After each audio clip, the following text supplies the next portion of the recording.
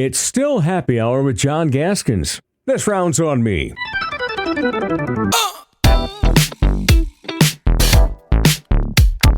Hey, you know what it's time for? It's time to dominate. It's time to dominate with the Dominator. He was number 24, three-time All-American, three-time Summit League Player of the Year, Freshman of the Year, his freshman year. He's the 9th all-time leading scorer in NCAA history, the Summit League scoring leader for a career, and plenty of fond memories for Jackrabbit fans. He's Mike Daum after spending, 7 years overseas, 2 years in Spain, 2 years in Italy, 1 year in Istanbul, Turkey, 1 year in Serbia, this past season in Nagano, Japan. He is back in the States after his 7th season of pro basketball just wrapped up, and he's talking to us from Happy Valley, Oregon, to go down memory lane and to catch us up on his life and times. So good to see you. How you doing, man? You're complaining about your bedhead, so let's get that out of the way. But you got an excuse. You got an 11-month-old kid. Yeah. I'm surprised I'm not surprised you're awake because you're always awake when you have an 11-month-old kid. But man, it's good to see you guys. Wow, thank you for that introduction. That's like a trip down memory lane for myself as well. But I'm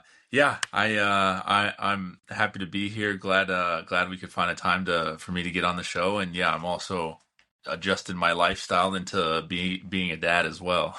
Yeah, you are living the dad life. How much sleep are you getting with an 11-month-old? Yeah, I'm not gonna lie. I think my son is a rare exception. He can just run fully on about 2 or 3 hours of sleep. So Our sleep for my wife and I has been very, very minimal since he was born. So we're gonna be catching up, I think, on a lifetime of sleep. Right. The 1 year birthday is coming up. Now, is there going to be a big party for this? Is this an excuse for the adult? We have. My wife is coordinating it all. We have a fun basketball theme for it, so it's gonna be a big event for him and both of our families. Both of your families, okay? Because I coincidentally, Dan Patrick was talking about going to a 1-year-old birthday party for a grandchild of his, and he said it was just an excuse for the adults to party. Yeah, exactly. Well, good. And how did we end up in suburban Portland, Oregon? It has to do with your wife and her family, so that goes back to how you met your wife. Yep. Yeah, so my wife and her family is all from this area, and it just made the most sense once we found out we were having a kid to kind of reside in this area for now. We'll see in the future though when I retire if this is where we end up full time. Might end up someplace maybe a little sunnier like Las Vegas, but we'll see. Okay. Now you've explained to me before we started rolling, like you plan on going back to Japan. So you plan on playing at least one more year in the pros. And you said maybe when you retire, we'll see where you end up living in the States. But you must be still liking getting paid to play basketball overseas, or else you don't keep doing it. So, I mean, how's that all going for you? Yeah. Really, basketball is the best. I definitely love playing it still. I enjoy just being around the game, and one of the coolest things now is being able to just travel the world and see and experience so much while playing this game that I love. But it's been amazing. I can't complain at all. Being able to play basketball for a living is really a blessing. And yeah, Japan, I think right now it's tough between Italy and Japan, but Japan, I think, edges a little bit in front of being probably the most loved country I've played in. It's an absolutely amazing country, culture, everything there. I have heard that. I have read that. It looks beautiful, but I'd love you to get into that. I mean, we could spend the whole hour just talking about these countries you've lived in. Because they're places I at least want to travel someday in my life. I mean, my actual dream job is to be a travel show host, just to get paid to travel to some of these places you've lived. But why Japan? Why is Japan at the top? I mean, again, let's review again. Spain, in the part of northwest Spain, which is near the coast and near Portugal. 2 years in Italy, in Tortona, described as one of the most beautiful villages in Italy. Think about Yep. that statement. And you're nodding your head. You agree. You lived in, by the way, in Spain, you lived in wine country there, like the Napa Valley of Spain. Istanbul, Turkey, which is an underrated, amazing city. Belgrade, Serbia, and that country's very underrated in its beauty. But yet, Nagano, Japan, your favorite. And beauty, the land, the culture. Why?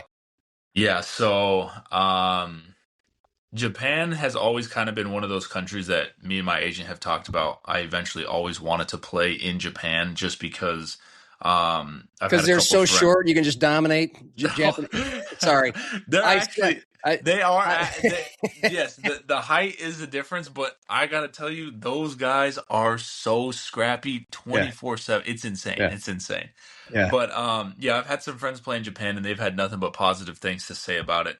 Um but what really, really surprised me and my wife was the culture is so deep rooted in respect. Yes. I mean, you go there and everything is clean, everything is spotless. You can walk into a public restroom barefooted and you know your feet are going to be clean.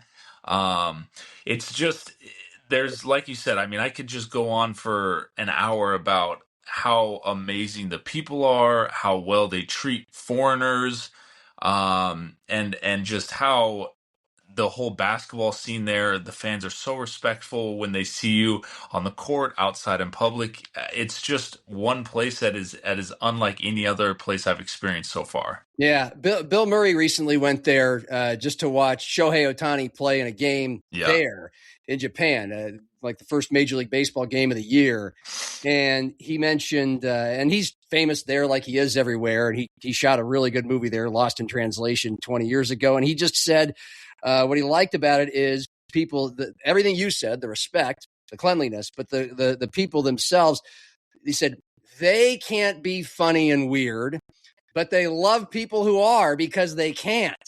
Now, I wasn't even planning on tying Michael Orris this early into an interview, but we did talk to him a few months ago during the Summit League tournament. Of course, he's coaching at Augustana, former teammate of yours with the Jacks, hit the famous shot to beat USD in the SLT. And he said, you are one of the top 5 goofiest dudes in the history of the world. He has a knack for the embellishment, the grandiose. But you were quite the prankster as well. But anyway, he said you were, funny, goofy dude. So, do you get that Bill Murray type of treatment in Japan, being you? Yes, absolutely. No, that has definitely carried over throughout the years, but especially in Japan too. I continue to do just some goofy things that I think my wife sometimes is like, "Are you ever going to grow up? Or you're a dad now. When is the time?" And I'm like, I feel like I'm like 16 years old just forever.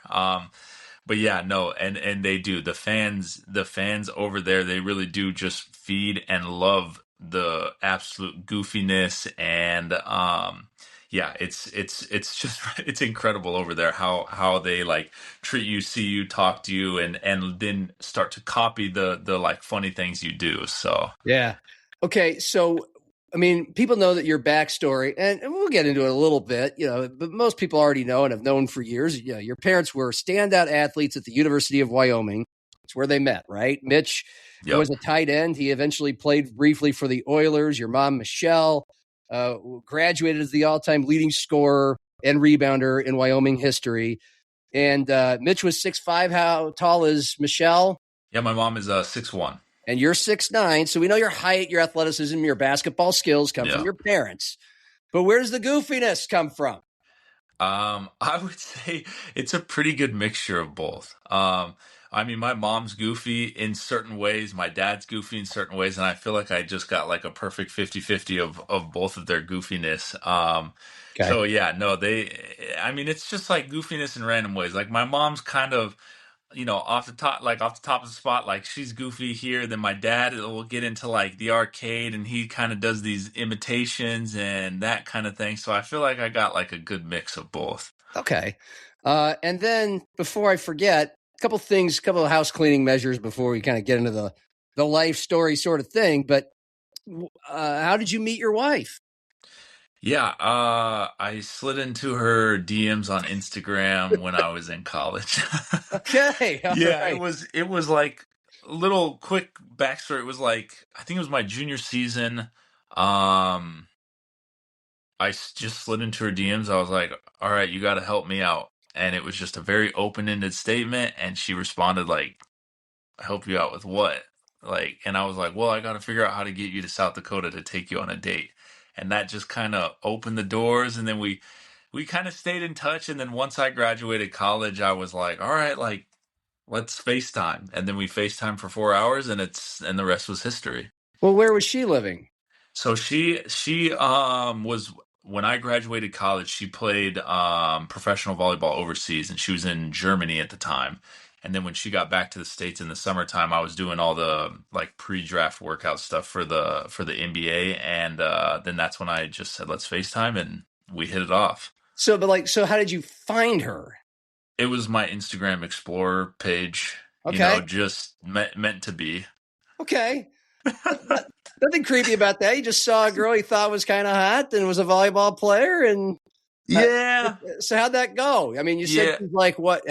Obviously, it went fine. She's your wife now, but I mean, like, how did that? And that's an incredible story itself. It How you got it from really A to is. B. Yeah, I mean, so when we FaceTime, the first time, by the end of it, I said, "Hey, like you should fly out. Like come hang out with me, like come meet my family." And I remember she told me the very first time she was like saying to her friends and family like, "Oh, this guy FaceTime me and he wants to fly me out to hang out with him." And all of her friends and family thought that I was going to be like a serial killer or something. So, but no, like, yeah, it was just like kind of one of those things where we got on the phone and the conversation just flowed really, really easy and everything clicked. And then, yeah, it worked out because she was playing volleyball overseas as well. So we were both over in Europe at the same time. So Okay.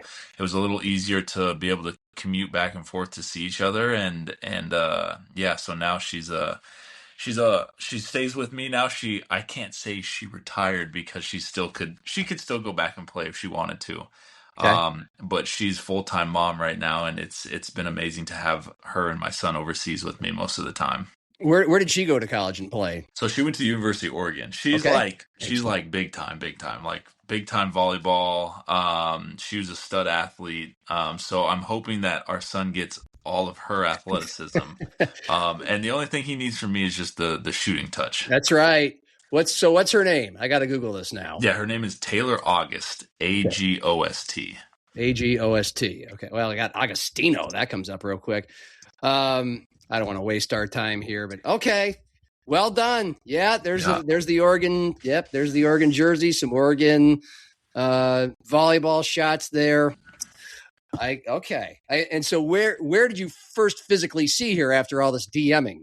So she came to meet me when I was down at my like parents' vacation house in South Padre Island, Texas. Is the Okay. very first time I saw her. And yeah, she came down for 4 or 5 days. We hung out, and she pretty much it's funny because she also got to meet like my mom and my dad right That away. yeah, that's a little. So You don't it usually was meet mom and just dad that early. Yes, it was just kind of right off the running block. She was just hit the ground running, and she just got to meet everyone and get the full like Dom experience. But yeah, but and she leaned into it, not away Yeah, from yeah. it. I mean, it didn't scare her away. I think Yeah, now she's starting to realize like, this guy's kind of crazy. I don't really know about it, but like, I'm too deep into it now. yeah.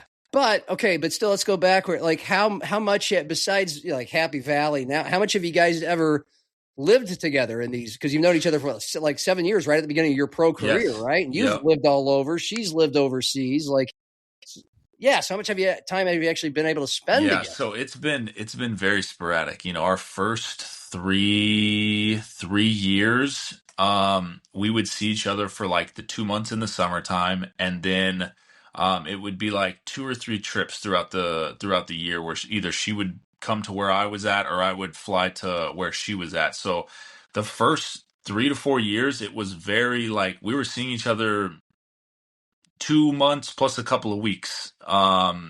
throughout our relationship. So it was a lot of just like FaceTiming, playing I got her to play video games with me because I was on video games 24/7. Shocker. But I'm trying to think, the past like 2.5 seasons has really been like our time to like really live together. So she's been overseas with me for like 4 or 5 months, and then in the summer times here we have a place together now, so we have a little bit more time to spend with each other. But we've never spent one full year together in our entire relationship so far, which is insane. Now, I would say well, I think most people would say that is kind of insane. I mean, I've done the long distance thing for like 4 years before, so Yeah.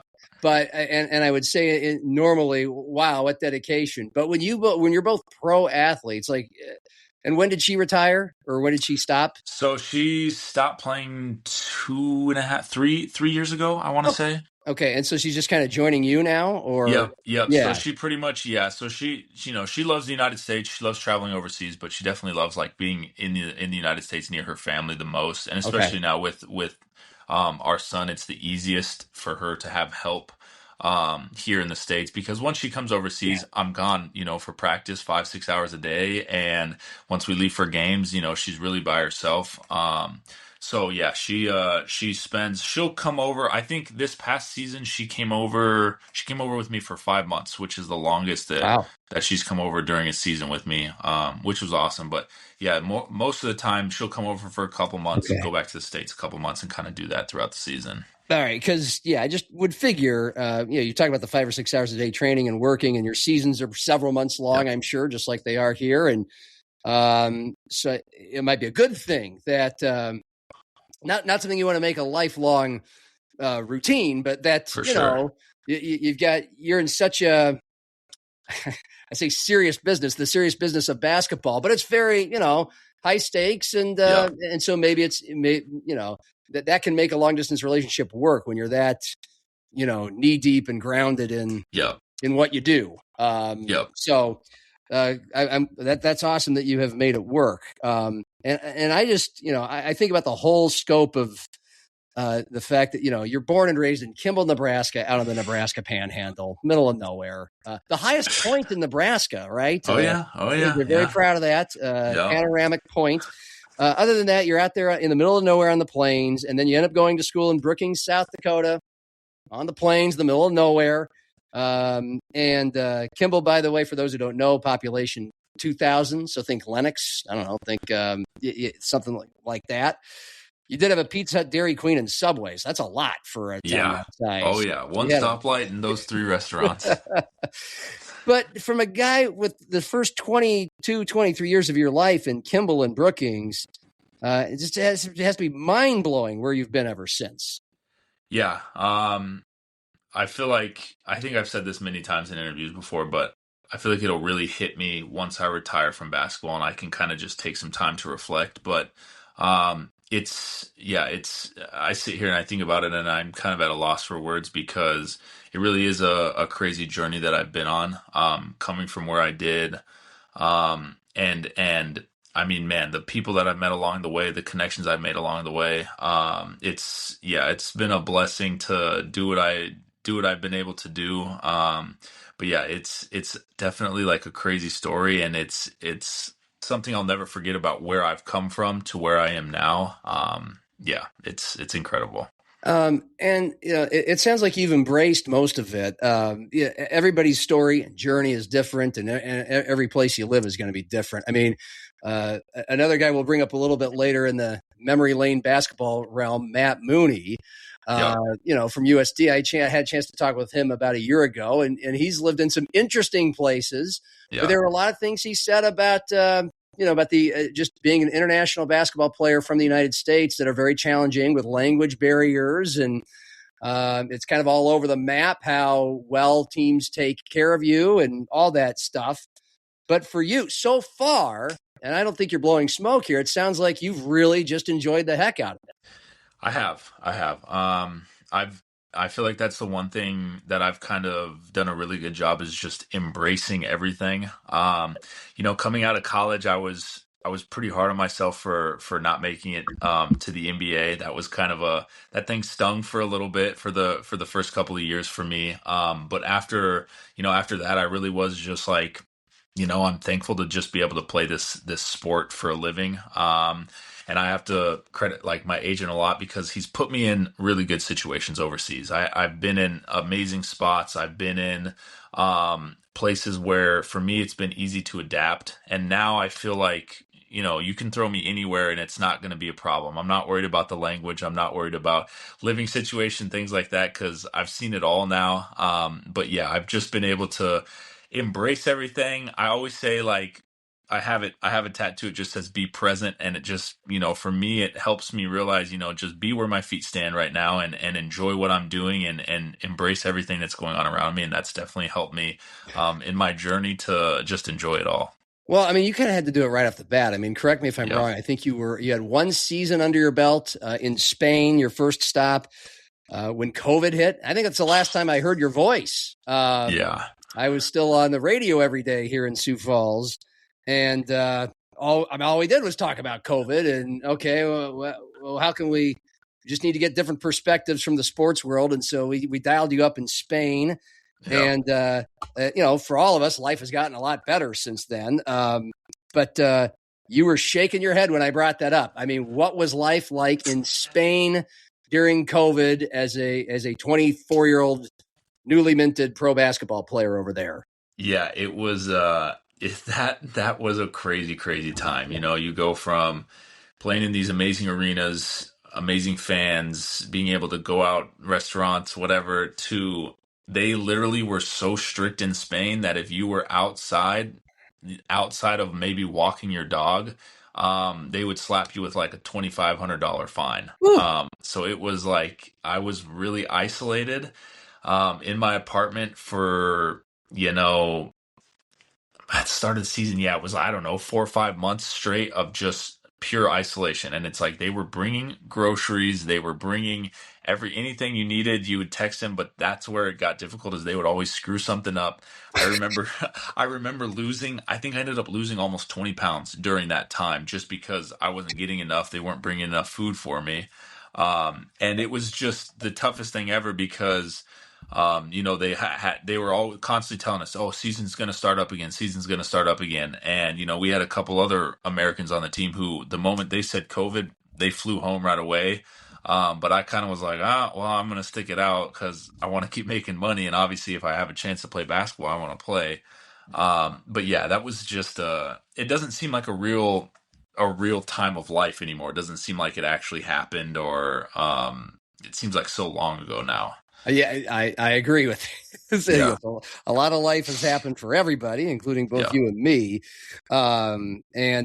Forgive me. Did you get to at least get to go on jogs or go to the gym and shoot? Like you could do that, couldn't you? No, it Oh was my we were God. not allowed. So I I Oh, you were literally like in jail at home. oh yeah, no, it was. And I remember they brought us a bike. I had a bike at home. I had some free weights, and then I would run my stairs of the apartment building every day. I literally remember it like it was yesterday. I did 100 rounds up. I think 4 flights of stairs. Up and down was one. And I remember just doing that every day. And that was the only way that I kind of stayed in shape throughout that entire process, which was insane. That is insane.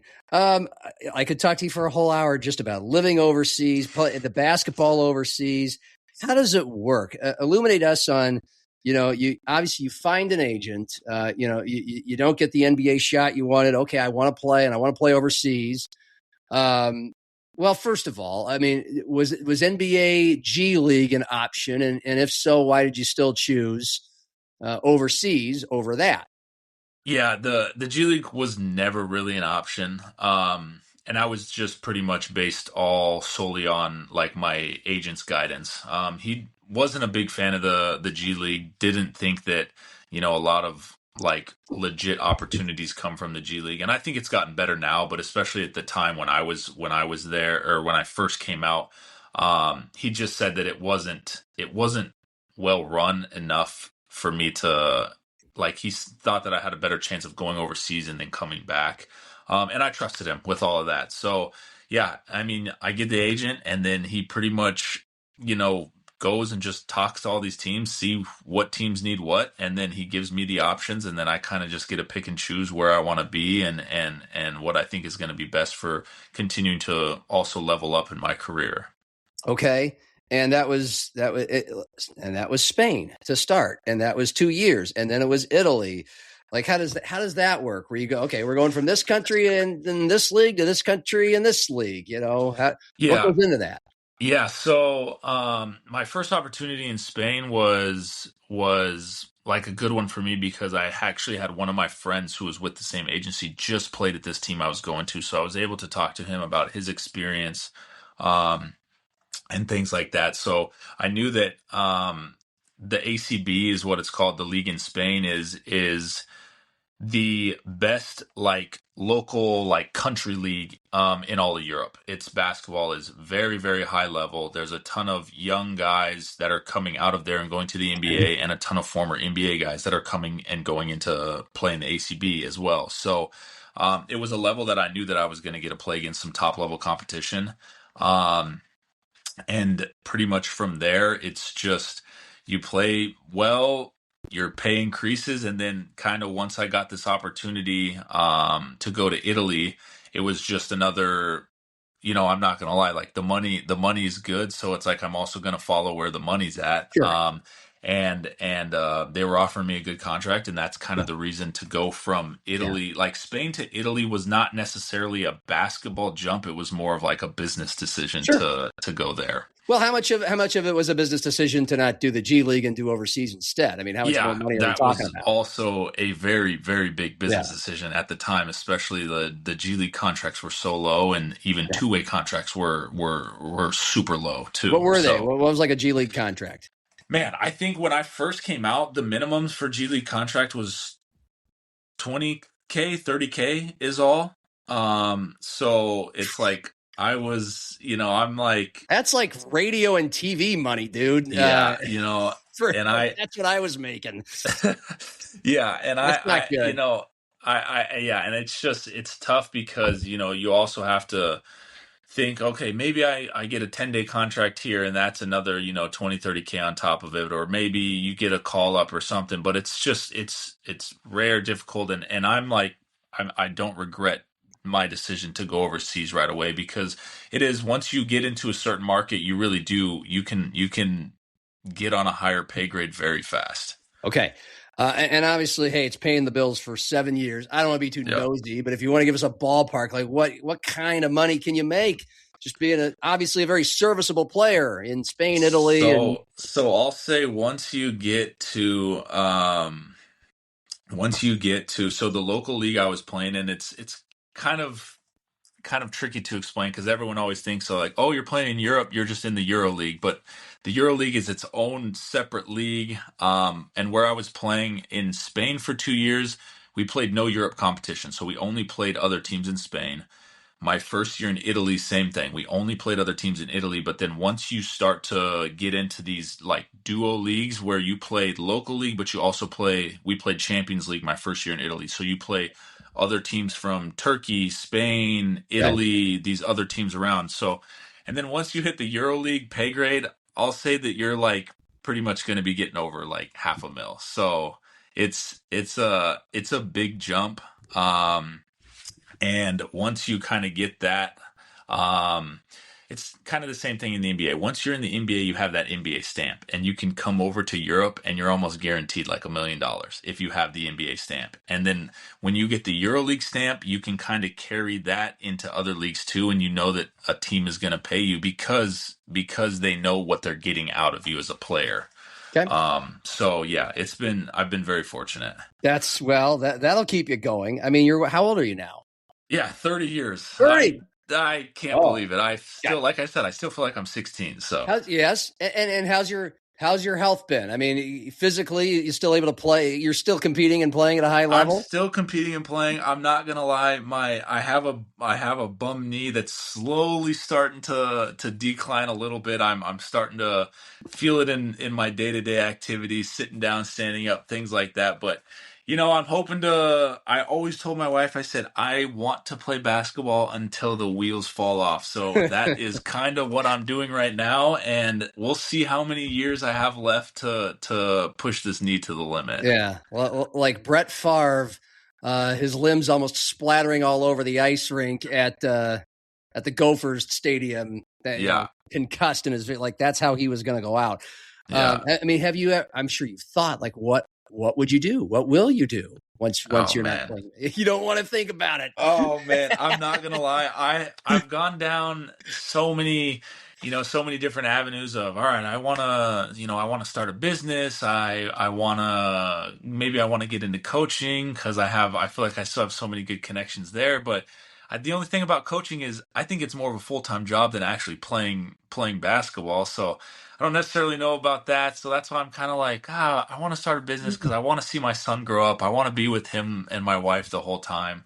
But yeah, if you want me to be honest, I have some just random ideas, but I have never sat down and really thought about it. I'm just like basketball 24/7, and I get freaked out a little bit thinking about outside of what I'm going to do when it's done.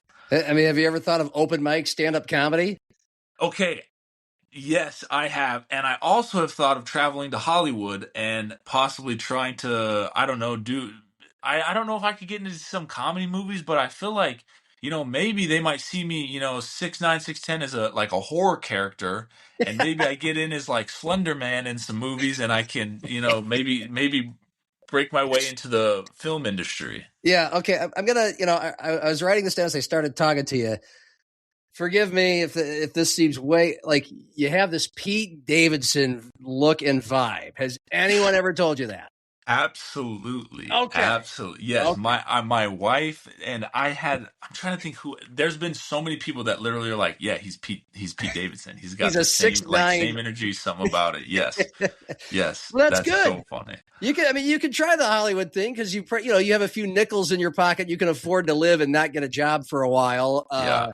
And it wouldn't be as risky for you. So I'd love to see where that goes, but I'm happy you still want to play ball. For sure. So have you ever tried an open mic night anywhere, anytime? No, never have. Okay. Never have. I feel like it is funny though. I'm not going to lie, but there's been like some random times where I'm like, all right, like if I was going to just stand up and do some like stand up comedy or do something like, what would I open it with or how would I start? And I'm like, I don't know. I feel like I'd have to just start with the basic, like, hey, yeah, I'm 6'9". The weather up here is just fine. It's the same as you guys down there. And then, I don't know. I feel like I just would go into a bunch of stories about my dad on the farm and the funny things that I've experienced. And then, I don't know. I feel like my best is when I kind of interact with people and then I can do things off the top of my head. Okay. The Matt Rife thing. Yeah. The crowd play. Yeah. The disarming with your physical traits. That's a good old line. It's like, I don't know if you ever remember or have heard of Louis Anderson. He was from Minnesota, but he was, Google him sometime. He hosted Family Feud. He was a big stand-up in the 80s and 90s, been in a bunch of movies. But he was really overweight. And so his first move, the first time he was on national TV, which kind of made his career on the Tonight Show, he took the mic stand in front of him and he said, the first thing he said was, "Oh, let me get this out of the way so you can all see me better." There you go. That's great. Great. I think you've got a good start, and that's where you can go from there. Now you're going to have to give me some royalties if that ever works for you. Okay. Yeah.